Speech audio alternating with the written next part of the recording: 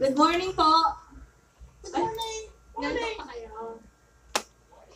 Amen. So ngayong umaga po, we are on the series of Armor of God. Life is War. Sa Ephesians chapter 6, verse 15. Amen. The Gospel of Peace. Tinatawag din siyang Sandal of Peace, Show of Peace, lahat na. Amen. Tayo po tumayo, pansamantala, magbigay-pugay sa ating Panginoon. O God, Ama namin na sa langit, maraming salamat po sa inyong salita. Ang Gospel of Peace, Panginoon, ay aming tatalakayin ngayong umaga, O God. Panginoon, kayo po ang gumabay at manguna sa amin. Ang inyong pong wisdom ay patuloy pong manguna at magbigay sa amin ng kalinawan, Panginoon.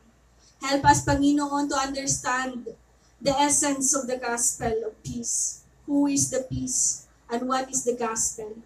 Panginoon, patuloy niyo po kaming bigyan ng readiness and preparedness, Panginoon, to proclaim your name until the day that you will come. Let the anointing overflow from the heaven, O God. Ibuhos niyo po ang pagpapala ngayong umaga, Panginoon. At sa bawat kapatid, Panginoon, ibinabalik po namin sa inyong pinakamataas na papuri at pagsamba at pagluwalhati. Sa tanging pangalan ni Jesus. Amen. Amen. Amen. Purihin po ang Diyos. So, pwede po tayong umupo kasi kukunti lang tayo. Pero okay lang yan. Gospel of Peace. Bakit siya tinawag na Gospel of Peace? Ano bang meron dito? So, imagine niyo po, no, last time, Armor of God, natapos po natin ang Belt of Truth, sinuot na po natin ang Belt of Truth, sinuot na rin natin ang Breastplate of Righteousness. Now, isusuot natin ang Gospel of Peace, Sandal of Peace. Kung papapansin po natin, lahat sa atin, ang gusto natin, sapatos.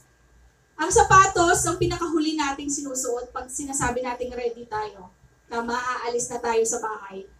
Yan din ang sapatos ang nagbibigay sa atin ng readiness na masasabi mo, oy, aalis na tayo, lalarga na tayo sa ating mga bahay. Tama? So imagine niyo po, pag kayo ay nakasuot ng sapatos, pupunta kayo sa combat, naka-heels kayo. So, do you think it is appropriate para sa atin na magsuot tayo ng heels habang nasa combat tayo? Tama? So, ibig sabihin, ang sandal o ang sapatos, napaka-importante na dapat na appropriate yon. Amen? So, ngayong umaga atin po pag-aaralan ito. Pwede po tayong tumayo para basahin natin ang salita ng Panginoon. In Ephesians chapter 6 verse 15, sabay-sabay po tayo. And having shod your feet with the preparation of the gospel of peace. Amen. So, sabi ng salita, pwede na po tayong umupo. Ang salita ng Panginoon, ang sabi niya, having shod your feet with the preparation of the gospel of peace. Ang salita pong shod, ano po ito? Feet din yan, shoes. Amen. So in Ephesians chapter 6 verse 11, it is the same command po ng pinagkaloob na tinuturo sa atin. Same concept pa rin po tayo, iniisa-isa lang. Put on the whole armor of God so that you can make your stand against the devil's schemes. So pareho pa rin po yun, put on and stand. Yun pa rin po ang bilin sa atin. Yun pa rin po ang command sa atin na tumayo. Armor of God. So last time, nakita po natin ang belt of truth, the importansya ng belt of truth, ang katotohanan. So kahit alam po natin ang katotohanan, kung hindi tayo nakasuot ng breastplate of righteousness, ang katotohanan will always refer us to the righteousness of God. Pero kahit meron kang katotohanan at meron kang katwiran na ayon sa Diyos, kung hindi ka naglalakad, that would be useless. Anong silbi ng katotohanan na may alam mo kung hindi mo inilalakad yun? Amen? So ngayong umaga ang ating pong tatalakayin is about shoe of peace. Amen. Kanina tinanong ko anong shod. Shod ba yun? So it's feet or with a shoe or shoes. They are waiting to have their horses. Kagaya ng sa kabayo, yung itim, to protect. So ibig sabihin, ito po yung sapatos na po-protekta sa atin. Kaya dapat fitted. Dapat sakto, hindi loose. Na may kwento ko lang po. Nung ako high school, ang aking sapatos loose. Nung nasa paaralan kami, nasa blackboard, parang, ano ata yun, parang pinasayaw ata kami. Pag ganun ko, ang sapatos ko pumunta sa blackboard, pinagtawanan nila ako kasi walang kalso, malaki. So dapat ang ating sapatos po ay fit. Kasi pag naglakad tayo, pag hindi fit yan, hindi tayo makakonsentrate. Amen? Prepared. Ang sapatos po ang magpapaprepare sa atin, magpapaready sa atin sa paglakad natin. Amen? Prepared and ready. Pareho lang. Amen? So ang sandal of peace, show of peace, in Ephesians, having showed your peace with the preparation of the gospel of peace. Tama. Preparation, in the other term po nito, other version, it's called as readiness. Handa. Maging handa tayo. Katulad po ng sinabi ni Apostle Paul, para palagi tayong maging handa. Ito pong ginagawa ng mga sundalo dati, nilalagyan nila ng nails o nilalagyan nila ng ang apakan para ito po ay hindi madulas. Magkaroon tayo ng good grip at enable to march long. Makapaglakad tayo ng mas mahaba. Ito pong naging ginamit nila sinong warrior ni Alexander at sa ito po naging sikreto nila kung bakit sila nagtagumpay sa laban dati. Katulad din po tayo nito, dapat tayo po ay nakasuot ng sandal or shoe o whatever po na piece na dala-dala ang piece ng sinasabi dito. Mamaya i-determine natin kung ano po ang show of peace. And having shod your feet with the preparation of the gospel of peace. Bakit kailangan isuot? Ang sabi ni Prophet Isaiah, how beautiful on the mountains are the feet of those who bring good news, who proclaim peace, who bring good tidings, who proclaim salvation, who say to the Zion, your God reigns. So, ibig sabihin po, pag tayo po, dala-dala natin ang magandang balita o sinishare natin ang magandang balita, how beautiful is your feet. So, happy feet po kayo. Happy feet po tayo pag dala-dala natin ang magandang balita. Sinabi ni Apostle Paul sa Romans 10:15, how can they preach unless they are sent? So, importante po yung malaman natin kung bakit sila nagpipreach kung hindi sila pinadala. The main concept is, as it is written, how beautiful are the feet of those who bring good news. So ano po ba ang good news na meron doon sa show of peace? Amen. So this is the armor of God. Napag-aralan po natin ang belt of truth, absolute truth na tinatawag, di ba? And the other one is the breastplate of righteousness sa pamamagitan ng Panginoong Jesus, and the show of peace. Ito po ang ating tatalakayin ngayong umaga. In 2 Corinthians chapter 5, verse 18 to 21, sinasaad dito sa salita ng Diyos, and all things are of God, who hath reconciled us to Himself by Jesus Christ. So nakaread po yan. And hath given us the ministry of reconciliation. So meron na po ba kayong idea kung bakit show of peace ang tawag doon? It's the reconciliation. Bakit kailangan mag-reconcile? Ano bang meron? Nagkaaway ba kayo? Wala bang kapayapaan? Amen? Tingnan natin. Where are we before God? Gusto ko po itanong sa inyo. Saan ba tayo dati? Saan kayo nakatayo? Alam nyo ba? Do we have peace with God? Meron ba tayong kapayapaan? O meron ba kaibigan ba natin ng Diyos dati? In Romans 1:16, ang sabi, ang the gospel is, sapagkat hindi ko ikinakahiya ang ebanghelyo, sapagkat siyang kapangyarihan ng Diyos sa ikaliligtas ng bawat sumasampalataya, unay sa Hudyo at gayon din naman sa Griego. Ano pong ibig sabihin? Hindi kinakahiya ang salita ng Diyos dahil yun ay may kapangyarihan. Ang sabi niyo po kanina sa devotion ninyo, it is not just a word, but it is a weapon. It has spirit. It has power. Bakit? Ano po ba ang kapangyarihan na meron dito? Bakit hindi kailangan ikakahiya ang ebanghelyo? Kaninong ebanghelyo po ba napatuon ito? Ito ay ebanghelyo ni Jesucristo. Amen? Ano bang meron sa kapangyarihan na ito? Ito'y kapangyarihan ng Diyos sa ikaliligtas. Kaya po siya tinawag na power of God through salvation dahil sa kaligtasan. Ang kaligtasan na ipinagkaloob ng Panginoon sa atin sa pamamagitan ng ating pananampalataya sa Panginoon. Alam niyo po, wala ni isa gustong mawala ang Panginoon. Lumayo sa Kanya. Gusto niya lahat maibalik sa Kanya, magrepent, at kilalanin ang Panginoong Jesus bilang Diyos at tagapagligtas. Amen? So that is the power of the gospel. Amen? Amen po. Nakukuha po ng lahat. In Ephesians 2:11, ang dati po nating mga pagkatao ay ganito. Tayo po ay hindi tuli. Kung natuli ka man, iyon ay galing sa gawa ng kamay. Tama? Tayo po ay isang alien or hindi ka kabilang sa covenant na meron sa Diyos. You are outside the covenant of Israel. So doon lang ang promise. Kung nasa loob tayo ng covenant ng Diyos, nandun ang pagpapala. Wala tayo doon. Alien tayo. We are considered as alien. Hindi tayo nararapat o nabibilong doon. At ang pangatlo, wala kang pag-asa dahil wala ka sa covenant ng Diyos. Which result to spiritual death. Nakukuha po natin. Amen. So dahil po tayo ay patay sa espiritu, hindi po tayo magkaroon ng kapayapaan sa Diyos. Paano po tayo magkaroon? Nasa ilalim ka, sabi ni Apostle Pablo, kayo'y mga patay.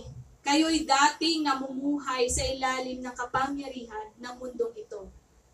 Sino pong ama? Sino pong nangunguna sa atin dati? Si Satanas. We are under the dominion of Satan. But because of the grace of God, through our Lord Jesus Christ, we have overcome this one. Amen. Jesus Christ. Ito pa rin po ang pinakasentro. Nang dumating ang Panginoong Jesus, ang lumayo, ang mga malayo, pinalapit. Naalala niyo po yung pag-aaral natin dati? Sa isang simbahan, sa isang templo, pag ikaw ay hindi priest or high priest, hindi ka pwedeng makaapak sa altar. Tama? Pag ikaw ay umapak dahil nagmamarunong ka o nagmamataas ka sa sarili mo, sunog ka, patay ka. Yun ang judgment ng Diyos. Because we are unholy. Tayo po'y marumi. So, nang dumating ang Panginoong Jesus, pinalapit niya po ang ating posisyon. Ngayon, pwede na nga tayong makatayo dito. Babae, lalaki, walang priest, walang Jew, walang Gentile. Amen? At higit sa lahat, walang hintil at Hudyo. Yun ay pinagkaisa ng Panginoong Jesus. Kaya merong kapayapaan. Tama? Hindi lang sasabihin mo na, ako Hudyo, na sa akin lang ang ano. Ikaw hintil, wala sa'yo. Adopted ka lang. Wala kang karapatan. Yun po ang pinagkaloob ng Panginoong Jesus. Kaya po tayo may kapayapaan. Kaya po ang kapayapaan na ito po ang kapayapaan na nais iparating ng Panginoong Jesus sa iba. It is the show of peace. Kapayapaan na nanggagaling sa Panginoong Jesus. Kaya dapat isuot mo. Ready ka dapat. Palagi mo itong i-share. Amen? Nakukuha po natin. Amen. In Ephesians chapter 2, verse 13, but now in Christ, you who once were far away have been brought near through the blood of Christ.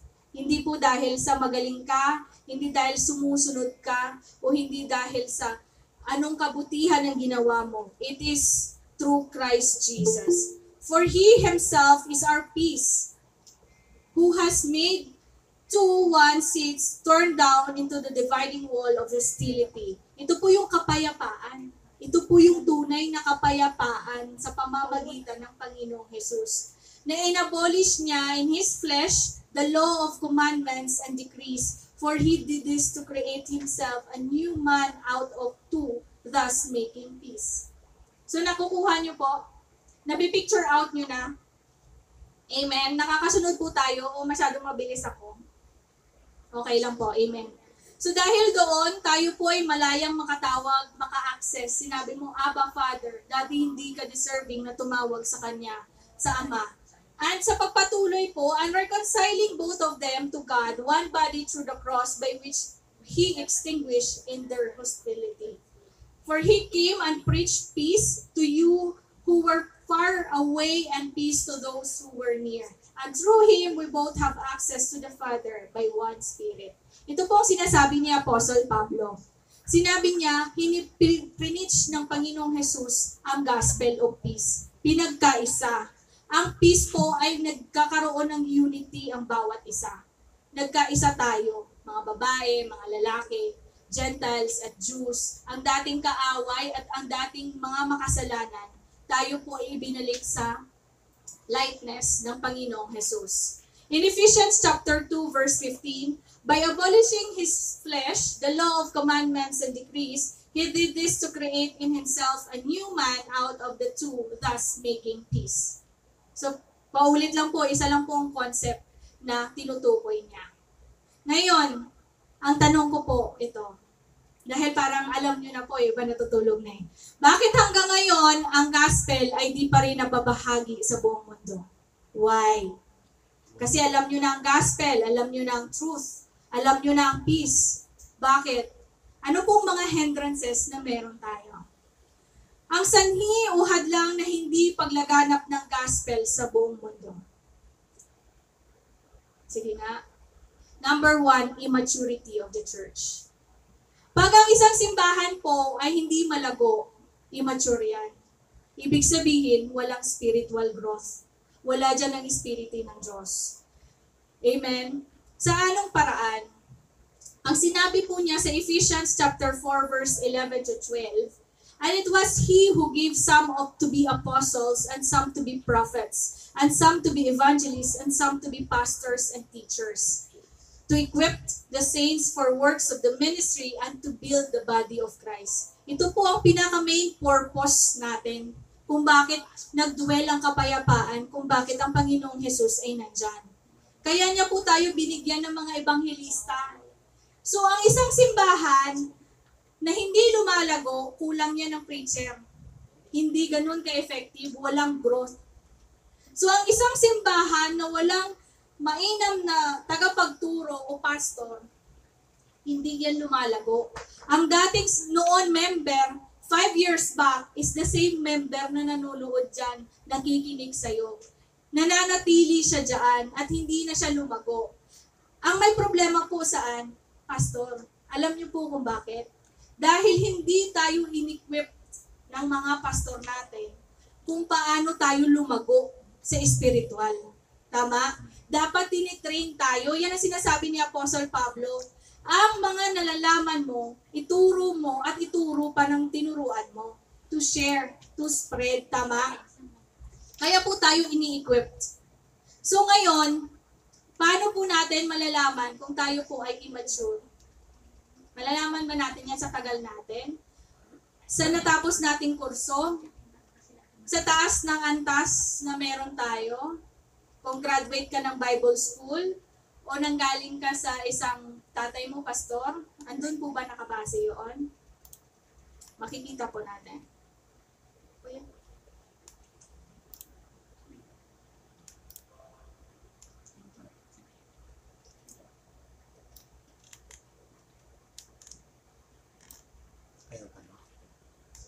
Sige po. So, paano ba makikita ang immaturity? Isang tanong lang. Alagain ka ba o alagad?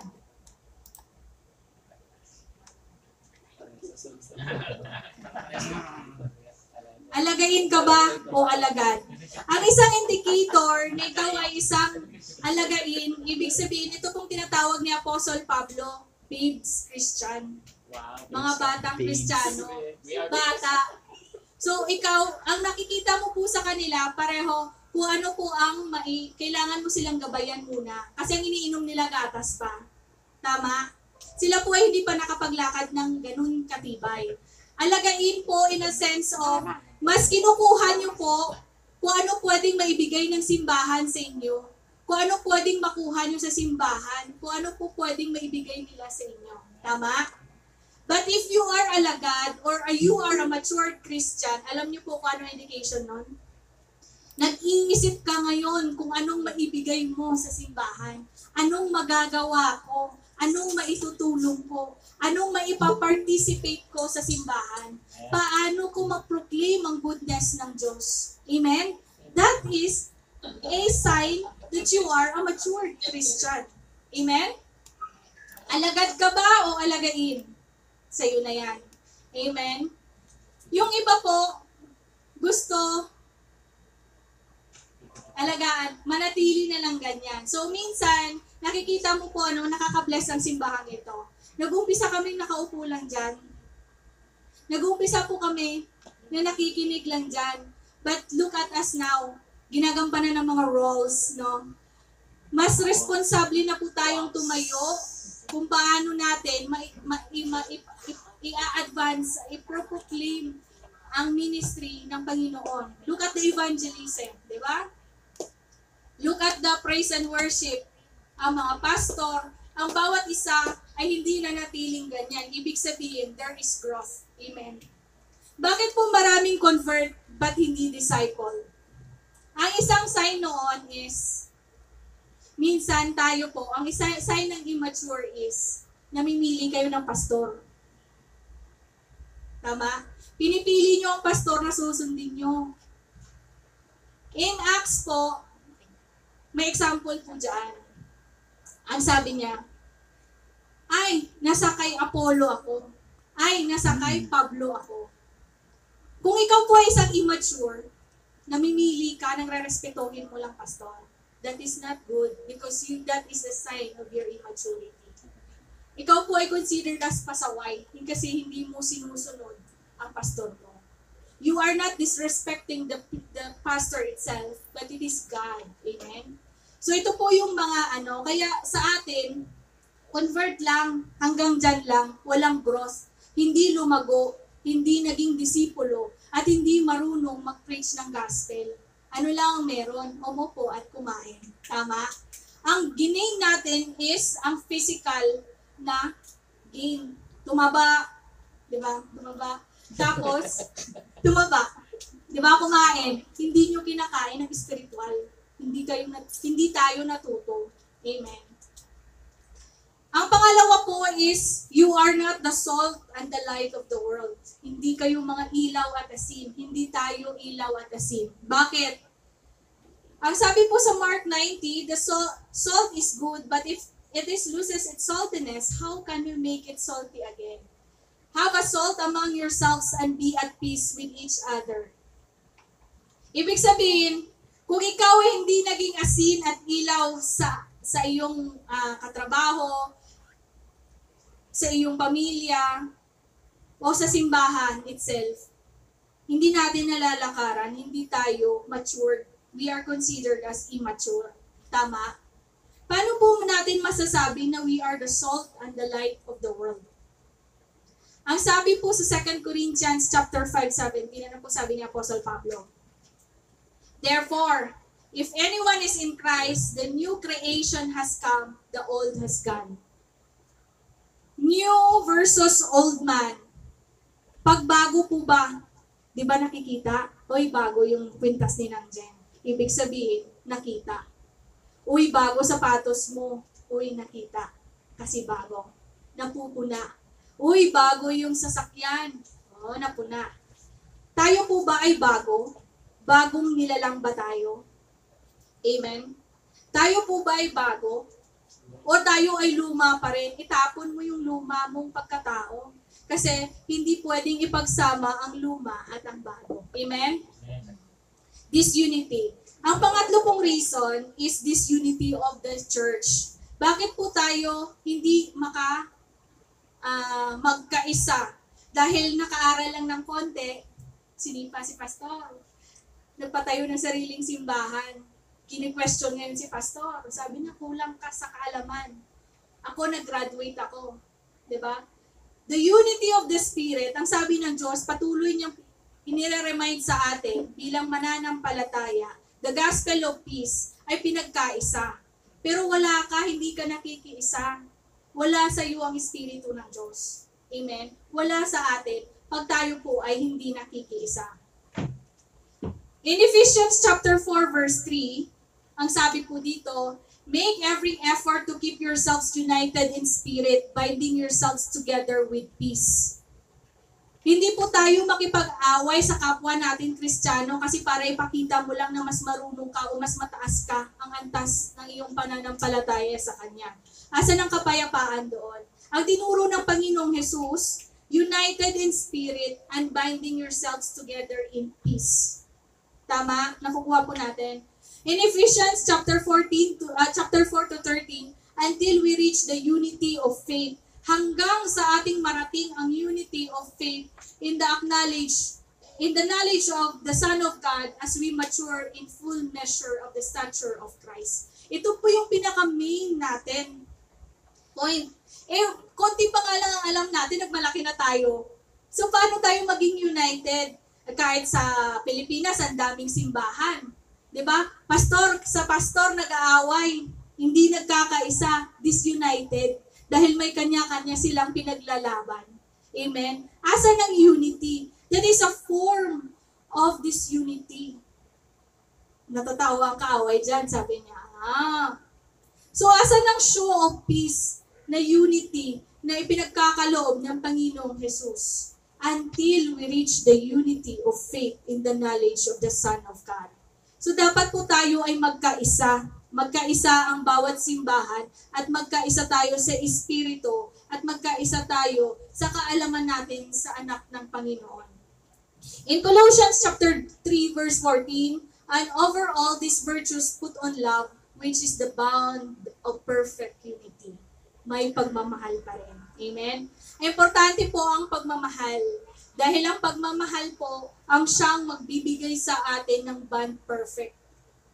Hindi po perfect na superficial lang. O hindi po bond na ngayon lang kasi okay pa. Amen. Ang pagmamahal dapat meron doon. Bilang tagasunod ni Jesus, paano mo nilalakad ang sapatos ng kapayapaan? Isa ka bang fanatic lang? Fan lang? Hanggang doon na lang? O isa kang follower? O sinusundan mo o tinatahak mo ang kapayapaan ng sapatos na ibinigay sa atin ng Panginoon? Saan po ba tayo? Are we matured enough? Do we have the spiritual maturity? Tayo po ba ay nakasuot ng shoe of peace or sandal of peace ng Panginoon? Nakukuha po ba natin ang kapayapaan na pinapaabot sa atin ng Panginoong Jesus? Ang kapayapaan natin sa Ama. It is through the cross. Kaya nga po, napakasaya sigurong tingnan kung ang lahat po na simbahan ay mag-unite. Kagaya ng sundalo, naglalakad sabay-sabay, nagmamarcha patungo sa kanilang goal, sa kanilang pag nagmamarcha sila, di ba, sabay-sabay. So we should be united. And we will be considered as how beautiful the mountains are the feet of those who bring good news. Magkaisa po tayo at magsabay-sabay po tayo ipahayag ang good news at iproclaim ang peace sa pamamagitan ng Ang pinoproclaim niyo po doon, salvation. Salvation na ipinagkaloob sa atin ng Panginoon. So pag ang lahat po ng simbahan nagkaisa, sa isang goal to proclaim the salvation of Christ. Kung ang isang simbahan po magkaisa, tawagin lahat for the repentance of sins and accept Jesus as their Lord and Savior. How beautiful is your feet because you bring the good news of Christ. Amen po? Let us be united by being matured in Christ. Hanggat po ang simbahan hindi nagmamatured, hindi po tayo magkakaisa. Hanggat po ang simbahan o ang bawat isa na parte ng simbahan, hindi alam ang importansya ng show of peace o kung ano ang dahilan, ang kadahilanan ng show of peace. Well, hindi po tayo uusad. Kagaya din po ng kay Noah. Si Noah, dumating ba ang flood kung hindi niya na kumpleto yung arko? Hindi, di ba? It's the same concept. Ang Panginoong Jesus ay darating pag ang lahat ay naabot na ng kanyang gospel. Ang lahat ay nakarinig na. So ngayon, ang tanong ko ay babalik ko sa inyo. Bilang tagasunod ni Kristo Jesus, paano mo nilalakad ang sapatos ng kapayapaan? Baka naka-Gucci ka pa, no? Chanel, di ba? Branded. Di ba? Jordan. Nike, o di ba? Paano mo nilalakad ngayon ang sapatos ng kapayapaan? Iiwan ko po yung tanong sa inyo. Amen? Purihin po ang Diyos. Tayo po ay tumayo.